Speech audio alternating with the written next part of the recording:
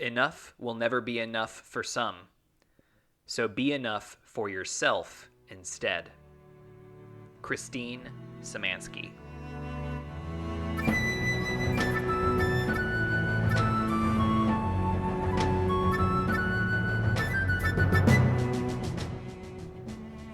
Bending, Not Breaking. Season 3, Episode 20. Sozin's Comet, Part 3. Into the Inferno. And welcome back to another episode of Bending, Not Breaking. I'm Sunshine. And this is Ben. And we are ready to jump into... we are so close to the end. So close. Isn't that crazy but how we're not there time yet. has just flown? This season's gone by incredibly fast, it seems. And I think part of that is because we haven't had to skip many weeks. We've just been chugging along. But that's true. I guess in our previous seasons, we've had a lot more mini episodes kind of in between. Mm-hmm. Going straight through has been a different experience.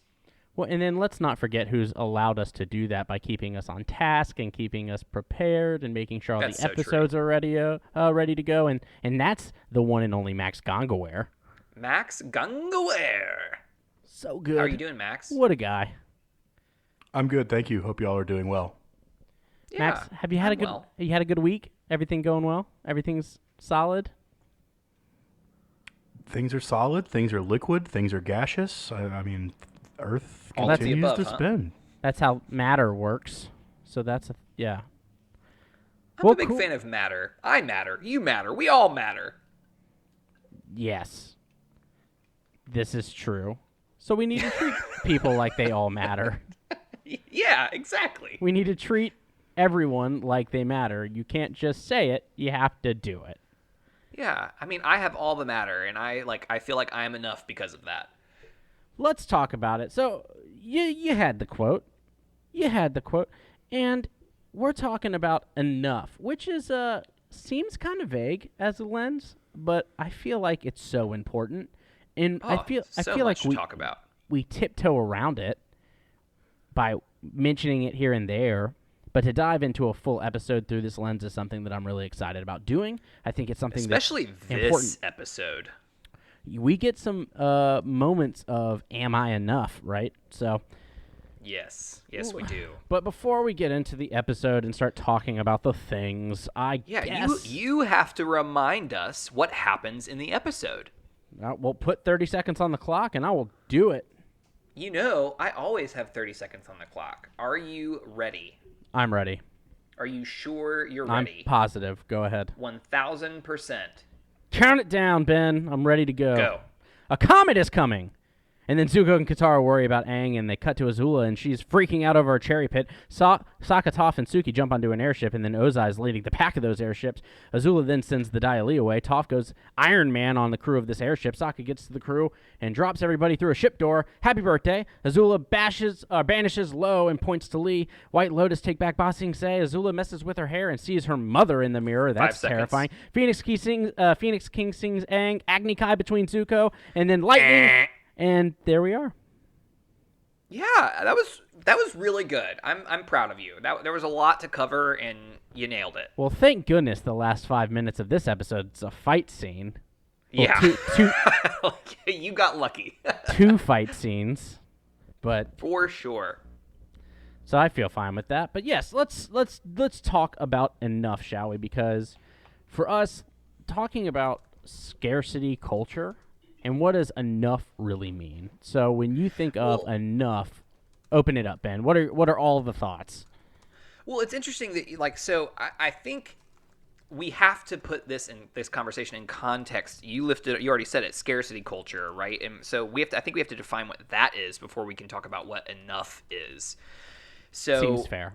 There's this idea, there's two sides to a coin. One is scarcity, which is the concept of we are lacking in, versus the idea of abundance, which there is plenty of. So those two things kind of are two sides of the same coin. And enough is lying in the abundance mindset. enough falls there. And so, like, an example of what this sounds like in terms of time, for instance, is like scarcity culture would say, time is running out, so I have to multitask, versus an abundance mindset would say, there is enough time for me to do this now and do that later. I don't have to do these two things at the same time. If you think about it in terms of like money, it's I don't have enough money, versus abundance is like wealth happens. It's a natural part of life. The things that I have to pay for will eventually I'll be able to do that, right? Then there are different other aspects like power, self-worth. Power, for instance, is like this is the best way to do this task is a scarcity mindset, versus an abundance mindset of that would be there are endless right ways to approach something. And then finally, this self-worth paradigm is like, I will never be as good as this other person, like comparing yourself to someone else. I'll never be as good as. And then the abundance mindset version of that would be an example, like other people's success is my success because we can learn from each other. So those are a few like examples of the difference between scarcity and abundance. And I think enough lies in the sentence of saying, I am enough the way that I am. Did I answer does that sound like, how does that sound to you, Sunshine? What would you add or subtract, or what else? I think what I want to create a distinction around is what is the opposite of scarcity? So the scarcity is not having enough. And so in some situations, I feel like abundance feels like the opposite, but overabundance is what people visualize. Yeah, that's a great point. And so I want to, I think, clarify that enough is really what you're looking for. So I don't have enough money to survive versus I have enough money to survive, not I have too much money to survive and I'm hoarding it. Exactly. And so I think that when we're looking for, we put it into terms of this self-worth. Am I smart enough, intelligent enough, rich enough, skinny enough, beautiful enough, all of these things that get pushed on us so frequently. And the answer is you are enough. You are worthy of love. You are loved. And you are worthy of belonging. You are enough versus I need to be all of these extra things to have earned that.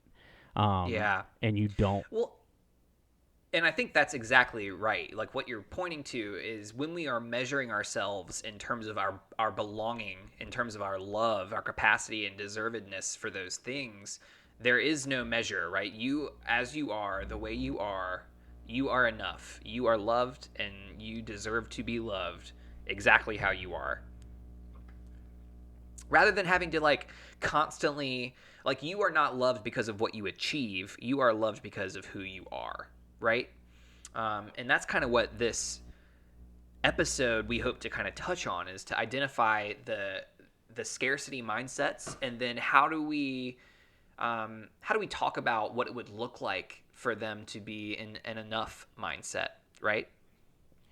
Yeah, because it's I think when I was watching this episode and thinking about the concept of enough, two things kind of take place. I have a responsibility to work on understanding that I'm enough, right? I have to challenge those beliefs, and that's something I get to do my self-worth on. But also understanding how other people's interactions with me can affect that or create barriers or be supportive of that.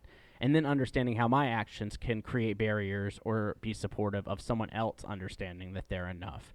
And so I don't want to say that it's, if you don't believe you're not enough, it's only your fault, because I don't think that's where we're going. But I think that an understanding of other people's actions towards us can create barriers or supports, and our actions towards others can create barriers or supports to them feeling like they're enough, and that's something that we need to be cognizant of. Yeah, and I think to reframe that in another way is to think about how I am more likely to act inside of the values that I care about and that I treasure if I believe that I am enough, versus if I do not believe that I am enough, I am going to be constantly doing things that may lie outside of my values in order to achieve what I believe would make me feel like I am enough. And so those things that we do to fit in, for instance, into a place, those are the things that are usually done out of a scarcity mindset. Like, I'm not enough. I have to change who I am. I have to wear something specific in order to fit in with this popular group at school. I have to say certain things in order to fit in with this popular group at school.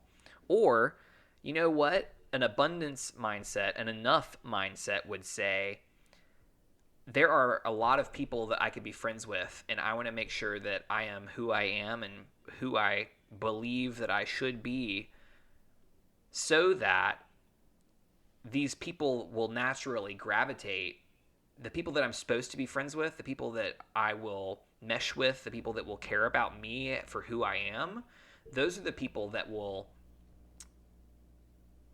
be a part of my experience if I just act the way that, as if I belong, rather than as if I'm trying to fit in somewhere. Does that make sense? Yeah, absolutely. This concept of truly belonging versus fitting in, so versus changing who you are authentically to mesh into a group, is one that typically ends in people understanding that they're not happy, they're not themselves, they're not getting to be the best versions of themselves. And when you get to find that place where you truly belong and feel like enough and you get to be a part of that group, it's a very different situation. One drives disconnection, one drives true connection. And so for us, it is, how are we cognizant of the way that we speak to ourselves, the actions that we have towards ourselves, to understanding that we're enough, and how our actions towards others. Yeah, and that, that reminds me of something that I believe in that is pretty controversial. And it's the concept that you cannot love others more than you love yourself. And that's, like, I'm going to let that sink in for a second. Like, that's a difficult thing to grasp. But I believe that we cannot love other people more than we love ourselves. And that's, I mean that to say, is like, we can't love our children more than we love ourselves. We can't love our best friend. We can't love our family more than we love ourselves. Because I believe the way we view ourselves manifests subconsciously in how we interact with people. So if I think that I am ugly, for instance, and I am constantly saying, "Oh, I'm just so ugly. I'm so ugly." And then I look in the mirror and I say that, but then I tell my child that you are beautiful no matter what. And then I look at myself and say, "Ugh, so ugly. If I only had 2 or 3 sizes smaller on my jean size," or "Ugh, if I could just lose X, Y, or Z pounds," then that child isn't going to hear the fact that I think that they're beautiful. What they're going to hear is, they're going to hear me criticizing myself, and they're going to emulate and model that. Because, like, which one would you hear more? It's the one that is most judgmental. And that's an example of how it's really hard to love someone more than you love yourself, because the way it's just going to manifest itself. And I think we see that. I think we see that in this show. I think we see that in this episode. How does that sound to you? What does that sound like to you, Sunshine? Yeah, I think that our actions speak louder than our words, which is a simplistic form of what you just said, but it really holds true. People model themselves and their own actions and their beliefs and their perceptions based off of other people's actions, and especially of the ones that you love and the ones that are surrounding you. And so I almost think of it as a pitcher, right? A pitcher of water. If you aren't constantly figuring out how to love yourself, filling your pitcher, how can you pour that water into others to give them what they need to be supportive? So you have to have your capacity for love to others has to do with your capacity to love yourself. Yeah. Yeah, I'm really interested to hear our listeners' perspectives on this. I would love to hear a response. Yeah. Send us a voicemail, thearchv@gmail.com. And we know that we are most judgmental in others the way that we are judgmental against ourselves.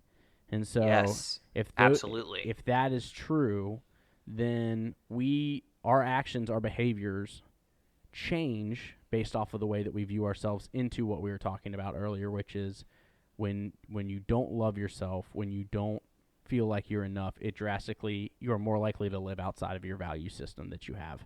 And so we're going to talk about that today. We're going to talk about that because it's seen. And so let's jump into it. And really one of the first moments for me in that is the way that we give feedback, the way that we talk to others has an effect on the way others view themselves.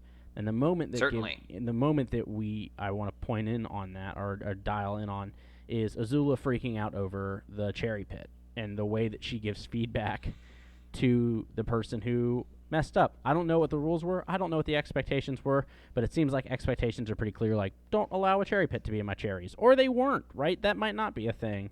But the way that she gives that feedback, how does that person leave that situation and feel about themselves? So I want to I'm going to backpedal just a hair and circle back to something you said. Yes. You use the term freaking out. Yeah, that's probably not the best term. Well, and I think that I want to call myself out as well. We did an episode early on with King Boomy around talking about using terms like crazy and and hysterical and like freaked out, for instance. And I just wonder if that is doing something that we don't want it to do by using language like that. And I don't know that I have an answer for you. But I just wanted to bring attention to that it, I noticed it, and I don't know that I have a good answer, but I did notice that, and I wonder if that's the language that you meant or you wanted to use, or if it's just part of it's such a part of our vocabulary that's what came out. I don't know. I think that's a wonderful thing to highlight, that we have to even challenge our language that we use. We know language is important. We know that it affects the way that we think and the way that we view things. The language that we use creates stories or is meant to create stories and narratives and connections in our head. So being intentional about the language we use is important. And I wasn't in that moment right there, because freak out is probably not the best term to use. She's struggling with and I think I think the term freaking out is very similar to the term of like, oh, she became hysterical, and that's just there's a lot minimizing. It's minimizing. Not only is it minimizing, but there's a really unfortunate history around women and the term hysterical and freaking out and that kind of paradigm of use of that type of language, especially in the language of like mental health. And Freud was not the greatest example of this, but I think that the language we use, especially regarding women, is really important to be cognizant of. And again, I'm not doing this to call you out, but just to like lift up the fact that it's something that I noticed, and I think we can continue to work on how we even talk about these things, because I know I have said crazy a lot on the podcast, especially as I go back and listen in. And here's what I appreciate about the way that you just did that, because I think you're supposed to call it out, right? We need to call it out so that we can recognize when we're doing it and recognize when we can be better. But what I appreciate about the way that you called it out was you talked about the behavior and not about me as a person.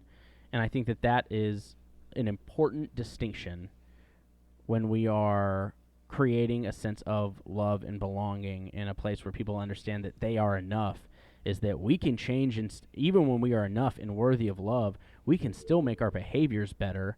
That does not inherently change our value as a person, or our worthiness of love. So I appreciate the way that you did that, and I think you're right. I think you're right that we have to really be cognizant about the language that we're using when we're talking about these characters. Even though they are fictional characters, we are processing this in the real world. And so correct. we need to be able to do that. So no, I appreciate that. So yeah, sorry to detract. I think that was a helpful I don't think that was a conversation detraction at all. I think that was an important point to make. So I appreciate you doing it. But yeah, let's jump back into Azula, who is struggling. We know that she's been traumatized in many ways, and so as she is dealing with this sense of am I enough, we see those small behaviors start to shift in the way that she engages with the people around her. Yeah, and I find it really interesting to think about the relationship that this is creating between her and everyone around her. And one of the things I'm noticing is the I wonder if paranoid is a good word to use, but the more paranoid she becomes, the more her the more the story her teller she's telling herself, the more that story alienates herself. And what it's doing is it's attempting that story is attempting to keep her safe, but what it is doing in actuality is separating herself more and more. It is creating more and more this sense of independence, like I can only rely on myself, which is that is like hardcore scarcity mindset. This idea that only me, only I can do what is necessary. Like in independence, like hyper independence is a response to trauma. Like that is a traumatic response. It is not necessarily the trauma response, but it is a trauma response. And I think that's worth calling out and lifting up is that when we hyper independence and corner ourselves off and separate ourselves off from people, that's a response and could be a response to rather to trauma. And I think that we talked about trauma a lot on this series, and it's important to realize that neither of us are experts, but we have done a lot of reading and research around this, and this is what this looks like. Experts. Yes, and we've had experts on these characters as well. So yeah, I think that the more she cuts herself off, the more it perpetuates the problem. And it's kind of counterintuitive because we get in this mode where we feel like we have to depend on just ourselves. Like this is the only answer because I'm the only one that can hold it myself to this standard. But what happens when we do that is we start to lose, right? And I think that's what happens in scarcity culture is we start to become fiercely independent because of a lack of perceived help we can rely on, when in reality we continue to make it harder and harder for ourselves by living into this scarcity mindset. Yeah, and so how do we challenge that, right? So this is the how do we do the work personally to help start combating that? Because you can't do it by yourself alone. Like you can't change it by yourself. But you have to put in a little bit of work to help start creating this understanding that you are enough. And so how do we get there? How do we get that when we feel like we're alone? Because Azula, not only, I feel like she doesn't feel like she's enough. Thus leads her to kind of have this idea of, if I'm not supposed to be here, are people going to start noticing that? Are people going to come for me? Are people going to try to attack me? And that's where some of this paranoia that you mentioned starts to come from, is this idea that I'm not enough to be here, and so other people have to know that. And if other people know that, then they might try to attack me or try to keep me from being Fire Lord, and so I can't trust them. And all these things start to compound on themselves over and over. So how do we stop that cycle? I agree with you. I agree with you. Before we can answer that question, though, I think we have to point to what we're talking about when it comes to saying that Azula believes she's not enough. Because I think a lot of people would say, no, she believes she's all the hot stuff, right? And so, like, when you hear that, like, what is the evidence that Azula believes she's not enough? Does that make sense? Yes. And the things that I'm noticing as I watch are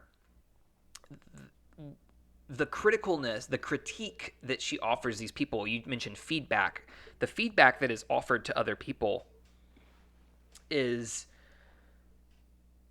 often not something that is like helpful, and it continues to create a I don't know how to phrase this. Her feedback is not helpful feedback. It is critical feedback. And to me, that is a flag of scarcity, because when we are unable to offer people feedback that is helpful, that means that we are not able to see the things that they are doing right. And when we are not able to see the things that people are doing right, because people are always doing something right. If you can't see something that they're doing right and pick that out and lift that up, then you're not looking hard enough. That is a Ben statement. But to like so when we can't see those things, that to me is a red flag. That tells me that there is some scarcity in there, because that tells me like that they're not good enough. They're not good enough. It tells me that there's such a high standard there, and we have to ask, where does that high standard come from?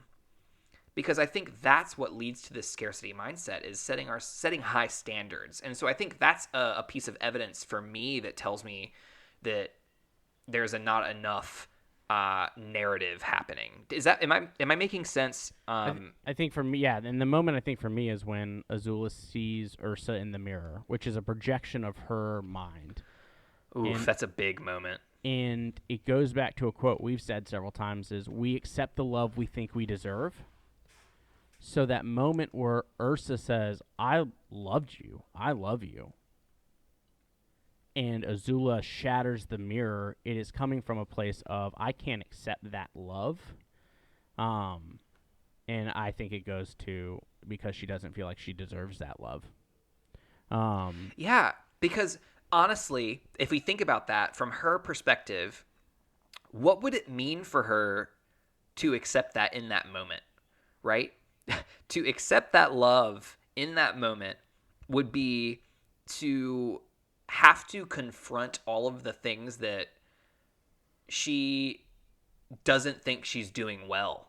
Like, how can you love me when I know I'm not doing all of these things perfectly? How can you love me when I'm not the Fire Lord? Oh, wait, I am, but I'm not the Phoenix King. When there's always this higher bar, this new ceiling we have to achieve. It's just like, that's a great moment to point to. I think that's a really good example. Yeah, and I just, it's tough, right? It's tough to see her spiral, and I think the reason it works in the show is we connect with that because that's a moment that we might not love that we resonate with Azula, but I think most of us resonate with Azula on that feeling of, am I worthy? Am I supposed to be what I'm doing? Am I good enough to be doing what I'm doing? It almost feels like this imposter syndrome, like someone's going to find out that I'm not good enough to be here or that I have not earned a seat at the table. And I think that's a feeling we all feel. And so I think that's a moment why people start to feel the way for Azula that we do, because we also recognize she's just a kid. Yes, she's 14, y'all. And 14. That's what makes all of this even harder. So... yeah, and so well, and the conversation there is really important to highlight too. Like Urza says that like Azula's use of fear to control people has left her confused, but Azula's reply, like, is that she had no choice. She couldn't trust anyone, and not being able to trust anyone is a prime example of of not enough, right? Anytime, and it's not just us. It's not just I'm not enough. It's the blame of enough too. Like, oh, you're not enough. I can't trust you. You're not enough. I think that is just as much of a thing to lift up in a conversation around enoughness than our perception of ourselves, right? And like, because she takes so much pride in the power of her fear, Azula points out that even Urza feared her, which that is the story I believe that she is telling herself, right? And Urza denies this. Even in her own head, Urza denies this and says she really loves her. And I think it's just this is a really poignant moment to look at what someone who's going through a really tough spot looks like. To be able to have this hallucination and really grapple with this is big stuff for a Nickelodeon show to tackle. It's crazy. And I just said that it's crazy, and that's a terrible, like, that's bad language, and I'm correcting myself, but like, it's really hard to grapple with this amount of critique for yourself. And the only way she's able to process it is by having this hallucination. And I think that's something that's really,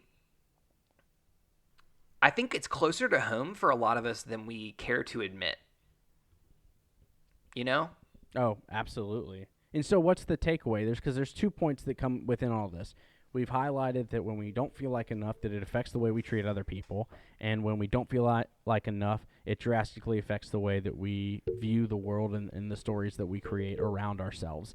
And so, how do we stop that? How do we combat that in the moment? One, how do we recognize it? And then, how do we start to truly feel like we are enough? How does that work?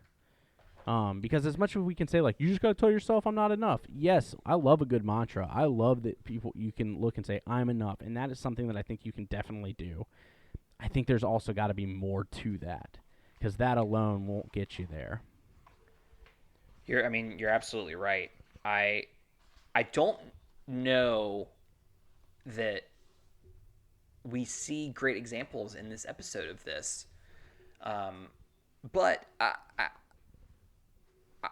I've been thinking that I wanted to get through an episode of not talking about Brene. Like I wanted to try it.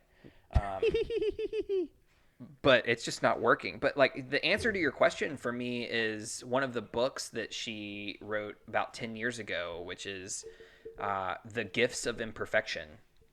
And in this book, what she does is she outlines 10 guideposts to, quote, wholehearted living. And these guideposts are exactly what we're talking about. These are the 10 things that separate the people who feel like they're not enough from the people who do. And I highly recommend checking that out. Like, it is a great read and it's very paradigm shifting. But here's what I'll do. I will briefly run through these 10 things that she lists. And I think that this might help us gear our conversation. So one is cultivating authenticity, letting go of what people think. 2, cultivating self-compassion, letting go of perfectionism. 3, cultivating a resilient spirit, letting go of numbing and powerlessness. 4, cultivating gratitude and joy, letting go of scarcity and fear of the dark. 5, cultivating intuition and trusting faith, letting go of the need for certainty. 6, cultivating creativity, letting go of comparison. 7, cultivating rest and play, letting go of exhaustion as a status symbol and productivity as self-worth. 8, cultivating calm and stillness, letting go of anxiety as a lifestyle. 9, cultivating meaningful work, letting go of self-doubt and supposed to. And then 10, cultivating laughter, song, and dance, letting go of being cool and always in control. And as I read those, I see a lot of those things that have been cultivated by characters in this show. Like we see Aang cultivating rest and play from the moment they set out to go to the northern water tribe. We see cultivating authenticity from Katara. We see all of these characters cultivating these things over the course of this show, but we don't really see Azula living into these things. What we see is Azula is not really living into these moments and these guideposts, right? And I think the 14 years of not living into any of those things has led to this crisis that she is now in, where she is having a lot of trouble and she's struggling. Right? What are your thoughts on those? No, the guideposts I think are going to be helpful for us to say these are the things that we can do regardless of the moments of scarcity that we're going to continue to go through in this episode. And I think you're right. We don't see Azula do any of those things. And I think we might get glimpses of that, but we never get to see it fully through. I think of the beach episode. Like she tried to enjoy the party. But she had a tough time letting go of the elements that you just read off. And I think a part of it is it's not just doing it once. It's these things have to become practices that we implement in our daily lives. These aren't just one-offs. Like it's not enough to say and I say that pun intended, but it's not enough to say that laughter and dancing is like once a year or like is enough, right? We have to make this a part of our daily routine. These things that we're being asked to cultivate are something that have to be integral to the way we live, not just a one-stop shop like weekend where we quote, this is my self-care weekend, where we, cultivate these things and then we forget about it for the rest of the year. It doesn't work that way, right? It has to be something that we're doing daily. It has to be daily, right? It has to be a part of who we are and how we live. Absolutely. Sucks. I'm going to be real with y'all. It's not, I'm not saying it's easy. Right. Like, I'm not saying it's easy. I'm saying that that's, if we want to get to that point, I think that's what we have to work on. 100% agree. I'm in it. Absolutely. Let's keep moving on, because we could spend the entire hour, if not more, on Azula throughout this episode. You're not wrong. There's a lot. Can we talk about Ozai? I want to go to Ozai. Oh, yeah, let's talk about Ozai. So, can you believe that he burnt the costume his rebranding the marketing team spent so much time putting together, and he burns it up in 5 seconds. So he's like, oh, Avatar, great, burned. They worked so hard, and no one got to see it. I mean, you're not wrong. They were probably treated so poorly too. Ugh. What a waste. I think I'd like to talk about like why Ozai is on this mission to conquer the world in the first place. And the story he shares is that we like the propaganda, I should say, that he shares is that we are trying to share the greatness of the Fire Nation with the rest of the world. Rather, that comes from Sozin. But that's like the propaganda line that we hear, right? The Fire Nation's greatness needs to be shared with the world. And I'm curious, like, what compels someone to act in such a way that we have to continue to make power grabs? And for me, it's like that I don't have enough power. It's never enough. It's never enough to say that I'm the king. It's not enough to be the Fire Lord. I have to be the Phoenix King, right? This enoughness is like, no, there's always more to gain.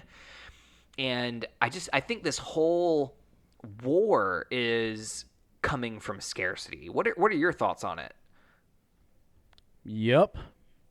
Right, yeah, I mean, like, but right. I mean, so the understanding of I am not good enough, and that's it's not just I don't have enough power, because I think he believes that he's owed all of this, right? So I think that's another part of it, right? I am the most powerful firebender in the world. But I still think it stems from I'm not enough until this happens, right? I am not good enough until all of this has happened. I am not powerful enough. I am not the best enough until these things happen. And so it comes from this place of scarcity. It comes out of this realm of until you have this, until you do this, you're not good enough. And I think that the confidence, the cockiness, the understanding that you are the best or feel like you're the best, if you truly felt all of those things, you wouldn't need to do all of this to continue it. And so I think it comes out of a place of scarcity, right? So, yeah, I this conversation and watching this episode with this lens really, for the first time, had me like feeling more empathy for Ozai. I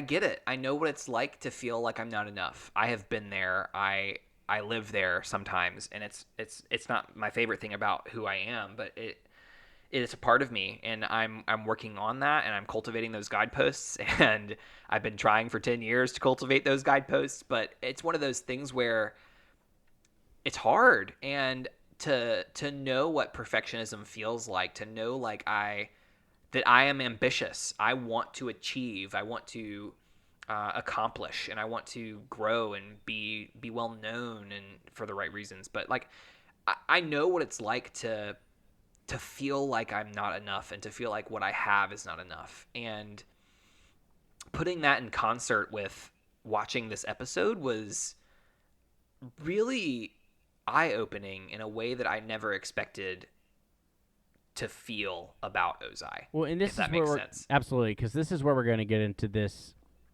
controversial statement of everyone is worthy of love, right? Everyone is Yes. worthy of love. Everyone can have the chance to redeem the wrongs that they did. Here's the kicker. It doesn't mean that Ozai can ever make up or is owed forgiveness by any of the people that he hurt. It doesn't mean that he's ever going to be able to do enough to make amends for the destruction and death that he has caused. It doesn't mean that we don't hold him accountable for those actions. But he will never have a chance to even start that process and even begin to work towards those things if he does not believe that he is worthy of love. And if we do not believe that he is worthy of love. That's the kicker, right? If you do not feel like you are enough, then you are not going to act as though you are. You are not going to act, if you don't believe you're worthy of love, you're going to act in a way that you're going to justify doing things that are against your values or against the values that you wish you lived into, because you're like, oh, well, it's not worth it because I'm not worth it, right?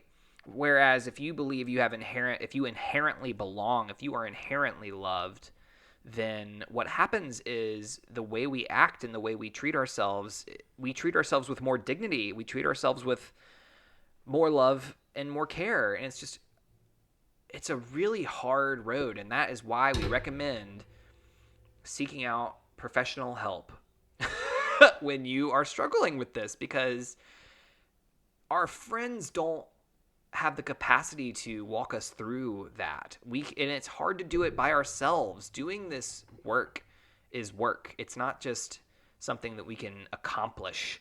I think that knowing that we're enough, knowing that is the same as knowing that it's okay to ask for help and to rely on professional people to help us make and navigate this process. Right? Absolutely. Because even in my head, as I'm thinking about all of these things, I'm thinking about whose responsibility is it to show that person that they are worthy of love? Because there are people that have wronged me or wronged others, and I'm never going to tell someone that they have to go confront an abuser and tell them that they're worthy of love, or that it's their job to convince that person that they're worthy of love. It's not. Absolutely It's not their job to forgive. It's not their job to give that love. So I'm never going to ask anyone to do that, and I don't think that they should. I do think that others can work towards changing that person's behaviors for the future by showing them that they can be a better person and have that chance. And so I think that's what we're called to do. Yeah, I think it's important to highlight also that someone's inherent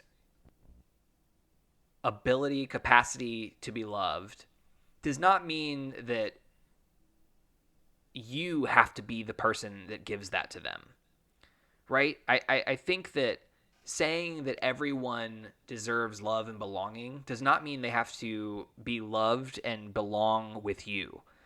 It means that they belong on this earth. They are loved and people will love them and they deserve to be loved. It doesn't mean that you have to be that person that does that. It means that if that's outside of your control, that means that if it's outside of your not just control, but if that is outside of your boundaries, that's okay too. You have just as much of a right to belong, and if you can't belong in a space where you feel unsafe, exactly. So when we say that, it's not calling each person to love everyone. And I'm not like, I don't even know if that's possible but I think that we are being called to believe that other people are worthy of love and belonging And if that's something you're struggling with, that might be a bigger question, right? Yeah, I don't. Yes, that is the end of my pedestal rant. No, absolutely. So, another big moment for me that's worth bringing up is the moment where Sokka, Toph, and Suki are showing up and they feel like they're a little bit late, right? They didn't get there early enough to jump on the ship.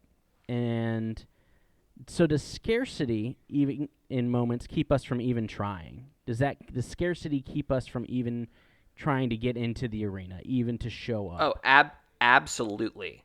100% believe that is the case. Because Toph in this moment is like, we're not late. But I think it's because she knows that she's got the skills. She is good enough in her mind to get them onto that airship, right? And so, and like, we see her throughout the series from the moment she shows up, right?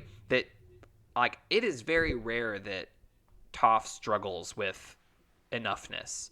I think we see her struggle with enoughness with her parents, but in terms of her bending skills, in terms of how she interacts and works with the gang, she is a very strong sense of her belonging and who she is, and she rarely acts outside of her values, right? And I use that as like grounds and evidence to say that she believes she's enough. That is my opinion, right? And so with that, it's interesting to see her respond in that moment, saying, "No, we can make a difference. It'll be okay," because that's what abundance mindset looks like. Versus, we see Sokka struggle with that over the course of the entire series. He struggles with this. We see it in Sokka's Master with Master Piandao. We see him struggle with it when he struggles with everybody who can bend and he can't. Over the course of everything, we see him struggle with Suki in episode 3 or 4 when that happens. And he is a warrior that gets beat by, quote, a girl, and that's awesome, but he learns from that. And there's just a lot of moments where he struggles with his enoughness, and it's interesting how that manifests in this moment. Absolutely. Yeah, I think this also highlights to me this moment of it's better to show up imperfectly than to not show up at all. Right? Like their plans were a little bit they had to be a little bit flexible with their plans. They didn't have a solid graceful landing onto the ship. Like, it was like Toph didn't even know if she was going to land on it. She was just like, "Is it right in front of us? Great, cool." And like, I appreciate her asking for help in that moment. Yeah, absolutely. But I think that shows, and they didn't necessarily have the perfect plan on how they were going to navigate all these ships and take them out. But it was they were showing up imperfectly, which is better than not showing up at all, and we see that. And so I think that's worth highlighting as well. Absolutely. I think, I mean, in perfectionism is a scarcity mindset. Period. Like, yes. Perfectionism armor is a scarcity mindset. And so this concept of like, oh, I'll never be enough, so why show up at all? Like, that's the whole premise behind the quote of Voltaire, "Don't let the perfect be the enemy of the good." Right? And that's just rephrasing what you said earlier, but when we believe we have to be perfect, often that prohibits us from acting at all. But being good, taking small steps to success rather than having to just jump to success, is better than taking no steps at all. And acting imperfectly, in other words, is better than not acting at all. So I absolutely believe what you're highlighting is true, that being in a scarcity mindset, believing that we aren't enough, can prevent us from doing good in the world. So what are the big takeaways that we have? Like, what are the moments that, as we're starting to kind of wrap up this episode conversation, what are the big takeaway points of things we can start working on now to create and combat scarcity, to create a positive environment and combat scarcity mindsets? Honestly, we've talked about this a lot on the podcast, but the hypothesis of generosity is a great way to combat scarcity. And what I mean by that is, what is the most generous assumption I can make? that is a enough mindset. But And not just with so- other people. But But not yeah, but not with just with other people. ourselves. Correct. Exactly, with ourselves and with other people, right? And so what is the most generous assumption I can make? And talking to ourselves the way we would talk to our best friend. So, like, if our best friend makes a mistake and, drops the milk on the ground and there's spilt milk everywhere, we'd say, oh, no worries, it's no problem, it happens all the time. But if we do it, we say, oh, what an idiot. It's changing that language and saying, oh, no, how would I talk to my friend in this moment? I would say, oh, no worries, it happens all the time. And I just think our self-talk has to be one of the first places we start in order to address this concept of enoughness. What about you? What's a big takeaway for you? I think for me, it's this understanding of the way that we act towards others is going to help support them in their journey with understanding that they're enough as well. And so being intentional about the language we use, being intentional about the way that we provide support and feedback, being intentional about the way that we speak to others and engage with them is going to have drastic effects on how they view themselves as enough. And so I think for me, that's a big point, is that we have to do the self-work so that we can better support others in our actions. Mm-hmm. And if you want a longer list of action items, it's check out Brene Brown's The Gift of Imperfection from the library, or buy it. And if we can, what we can do is we'll drop those 10 points in on our Facebook group and our Facebook page and our Instagram, and that's a great idea. We can post links to that stuff so that y'all can find those on there, so that you might be able to find a hard copy of that when this episode drops. So we'll do that. We'll drop her staples of living. Just good cool. Brene Brown advice, Yeah, we're not an advocate or sponsored by Brene Brown at all, but probably should be. She's great. I love her. Max, anything you want to add to all this? Not at this time. All right, Ben, do we have anything we want to jump into before we take a quick break and go to our voicemail for the week? I think it's just acknowledging that there's a lot of things we didn't cover in this episode. For sure. But if you notice that we didn't cover something and you want to cover it, that's a great way for us to cover it in future is for you to send in a voicemail and talk about how you might have noticed enoughness or moments of scarcity or abundance within this episode. We would love to hear about it, and you can send that voicemail under 2 minutes, please, to the arcofE@gmail.com. We would love to engage with you and talk about that. Absolutely. All right, we will be right back after a quick break and jump into a voicemail that we were sent, which I'm so excited about. So we'll be right back.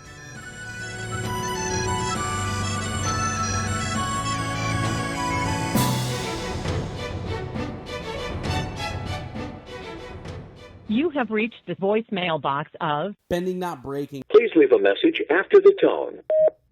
What's up, guys? Big fan of your show. I hope I'm not sending this message too late. My name is Jeremy, and I have something I'd really like to hear your thoughts on.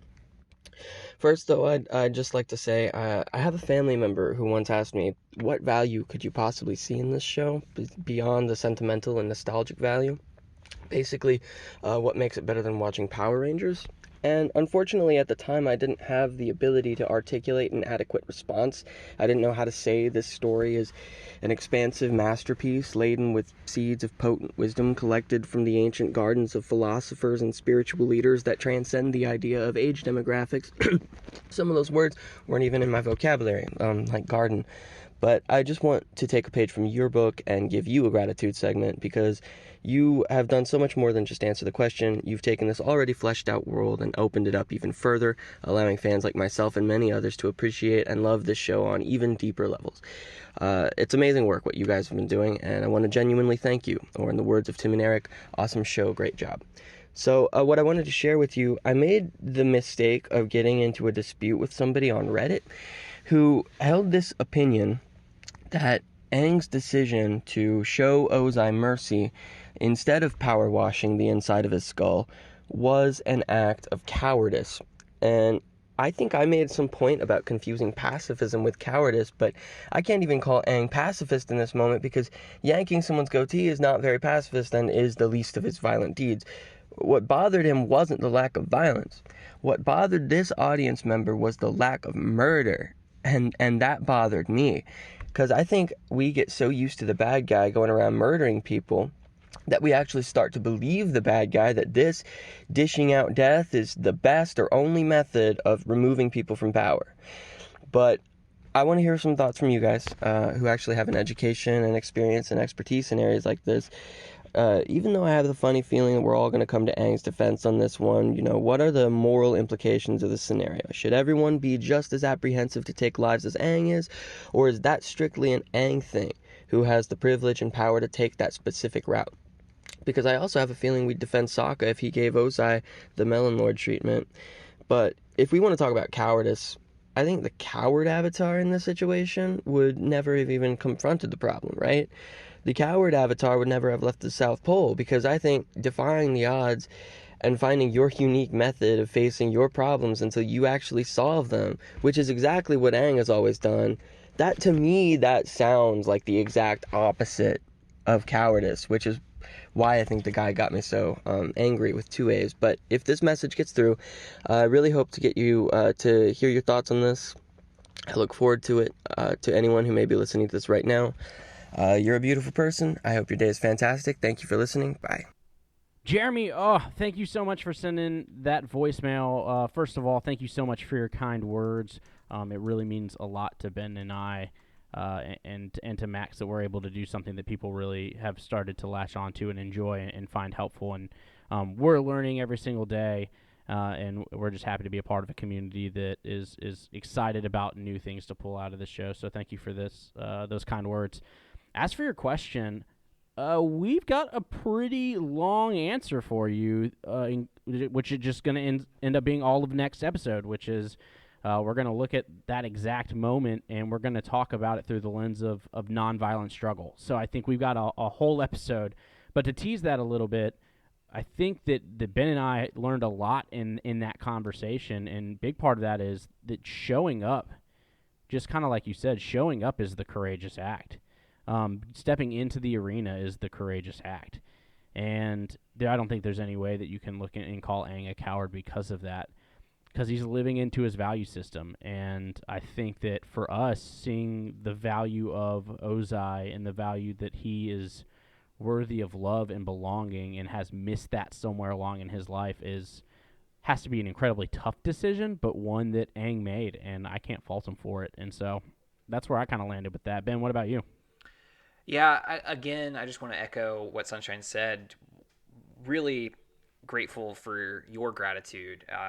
Gratitude just makes us feel more gratitude, right? It's a nice little upward spiral. And so thank you.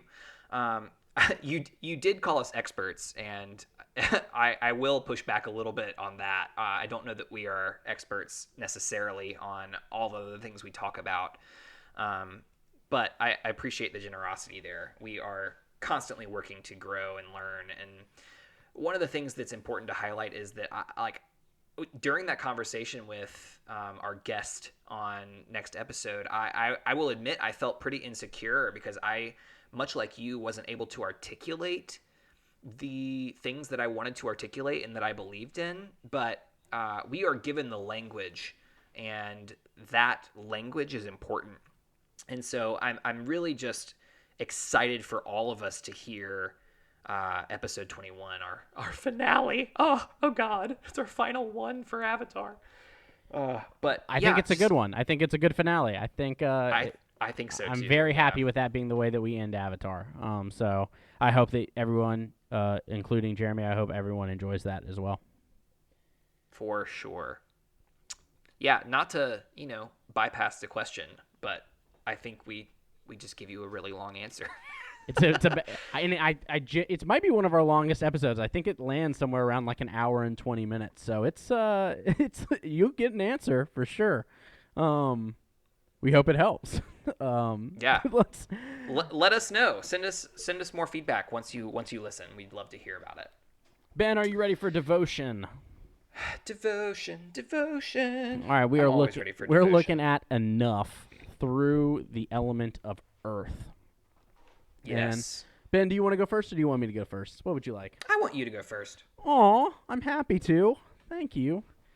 You're so welcome. For me, I was really inspired by you reading off the guidepost. And I think for me, Earth a lot of time is about structure and creating that structure. Mm-hmm. And so putting intentional time on my calendar to do those things is one way for me to help create that structure and to help foster those moments. And I mean it. I mean putting on a time for dance and play. And so I think that there's 10 guideposts, and that gives me at least 10 days of things to work on and put intentional time on my calendar for. So that's what I'm doing this week. I love that. To create some structure and intentionality behind cultivating the environment of enough. What about you? That's so earthy of you. I'm not an earthy person, but I'm going to try to be. Yeah. I'm going to work on it. But you are going to implement some earthy practice. That's right. So for me, I've been, interestingly enough, been thinking about this concept of land and earth, and how I've been working with potted plants recently. I have basil that is slowly dying because of the weather, because it's getting cold. But I've been starting to plant smaller pots and bring them inside, and they're lasting longer. And then I think about like the fertility of those things, and how sometimes we need fertilizers because the dirt by itself is, quote, not enough sometimes. And it makes me think about how just because this specific spot of earth is not enough to support the plant that's trying to grow there, that doesn't mean that earth is not enough. It means that this spot has been used and worn and is no longer sustainable. But if you give it time, those nutrients will return over time to that spot. And it's really all about like not putting all of our eggs in one basket. And so for me, thinking about enoughness is how, if this spot, if I am not feeling enough in this moment, in this place, can I move over and think about my enoughness in another place, and will that help my mental stability? So if I'm not feeling like I'm enough at school, where am I feeling enough? If I'm not feeling enough at work, where am I feeling enough? And trying to find and name and be grateful for the places where I feel like I am enough, to practice naming what that feels like, so that I can start to experience it in the places where I don't feel that. So I think Cricket said, if you could name it, you can tame it. And I want to do that. I want to name those places where I feel like I'm enough, and I want to name those places where I don't, so that I can work towards enoughness and towards that abundance mindset. Oh, that is just so beautiful, because I think that's one of the struggles when we don't feel like we're enough in one area, that it typically manifests in other areas as well. Yeah. So the idea that we know that that's just not true, that there are places where you are enough, and there are things that you do where you are enough, and so to be able to highlight that is so important. So I really love that that devotion this week. So Yay. You know what that means. time for gratitude. Yeah, exactly. It's time for gratitude. Let's do some gratitude. I love that. Okay. Gratitude's the best way to end the podcast. That is all I'm saying. Typically, we talk about who we're being grateful for before the show, but we haven't done that, so we'll see if we got the same person today, or if that's and if we do, then it is what it is. But if not, then we'll see what happens. So, who is your gratitude for this week, Ben? Yeah. So I am incredibly grateful for Suki, who we spent I think we mentioned her once, if that. I don't even know if we named her earlier, but Suki is incredibly supportive, and like, she wonders if they should help Aang, but Sokka's like, no, we don't have to. We need to focus on this. She just is such an empathetic human, and her assistance and her support, even though she doesn't have much speaking lines, is integral to, I think, the success of bringing down those airships, right? And I am so grateful that she is a part of this gang, and I will defend her to forever, and that she should have gotten more screen time because she's a queen and a boss, and I love her. So I'm grateful for Suki. How about you? Well, and she just has so much trust in others, which shows that she believes they're enough, which is really nice. Yes. Suki So, is Queen Suki. I mean, Sokka and Toph would have likely died had it not been for her. So That's what I'm saying, right? Like, she is integral to the success of this mission. And agreed. she deserves some gratitude. That's all I'm saying. Very much agreed. My gratitude goes to Katara, and it's a small moment.